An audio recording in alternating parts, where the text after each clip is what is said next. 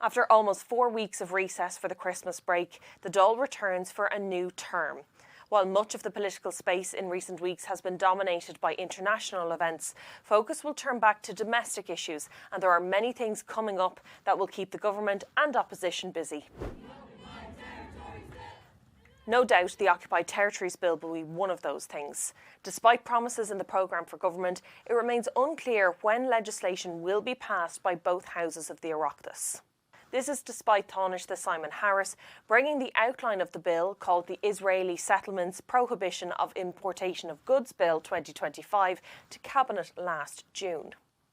Important to this will be the position of services. As the name shows, the current bill is for the ban of goods only, and the government will continue to come under pressure to include services. Ireland's immigration laws came in for significant focus in the second half of the last Dáil term, particularly when Justice Minister Jim O'Callaghan unveiled changes to the country's migration system. Migration will almost certainly remain on the agenda, as the EU Migration and Asylum Pact is set to be introduced in June across the European Union. Ahead of this, the government has been making changes to Ireland's system, and Justice Minister Jim O'Callaghan is expected to bring the International Protection Bill to Cabinet on Tuesday. The International Protection Bill, we have a requirement to establish screening centres where applications for asylum will be processed. Certainly that will be the case in respect of City West, and as Colm has indicated, there's no immediate plans to increase numbers there. It has been 13 years since Ireland held the EU presidency, and on July 1st, Ireland will get its turn again. A lot of preparation has been made and will continue to be made ahead of that time, and Ireland needs to get it right. It is a significant opportunity for Ireland to have influence over the EU agenda, and after Ireland decided to vote against the Mercosur deal last week, it comes at the perfect time. There is a lot that Ireland will have to do during the 6 months, including 23 informal ministerial meetings, which will be hosted here. A quarter of them are expected to be hosted outside of Dublin.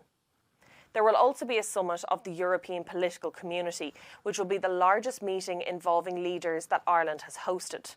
Leaders from 47 states are expected to attend, and the government will continue to put the preparation work in ahead of that. Of course, there are 2 upcoming by-elections, one in Dublin Central with the departure of Paschal Donohoe, and the other in Galway West after Catherine Connolly was elected as President of Ireland. Coming early in the government's term, by-elections are often difficult to win for those parties in power. This doesn't mean both Fianna Fáil and Fine Gael are not under pressure to perform well in these elections. The elections will also be an opportunity to see just how healthy the Left Alliance is. While the left parties successfully worked together to support Catherine Connolly in her campaign for the Áras, parties have been clear that they will field their own candidates this time. With parties and their candidates going head-to-head in 2 constituencies, these elections will be a stronger test of the Left Alliance. Finally, there's housing. It never falls off the agenda, but it will see a renewed focus in the Dáil this term, with new rules in the rental market coming into force on March 1st. For example, all new tenancies after March will be for 6 years, giving greater stability to renters. The more controversial rule, however, will be the ability for landlords of new tenancies to reset rents to market rates if the rent is currently below that market rate. You can follow all the latest updates from this Dáil term on the Irish Independent.